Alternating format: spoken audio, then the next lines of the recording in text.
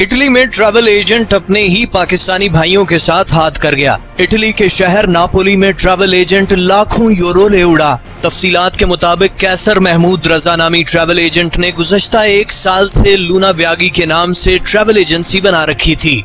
ईद के मौके पर अपने प्यारों से मिलने के लिए बेशुमार अफराद ने इस ट्रैवल एजेंट से महंगे दामों टिकट्स खरीद रखी थी, लेकिन एयरपोर्ट पर पहुंचने के बाद मुसाफिरों को पता चला कि उनकी टिकट्स कैंसिल हो चुकी हैं। परेशान मुसाफिरों ने जब ट्रैवल एजेंट से राब्ता करने की कोशिश की तो पता चला कि कैसर एजेंसी बंद करके भाग चुका है।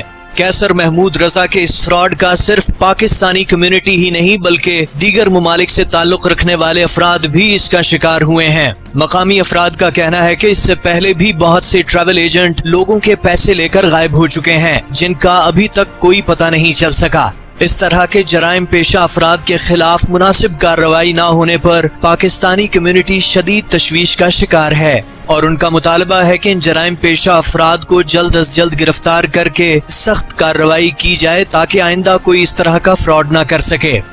Doctor Sajjad, news alert, Italy.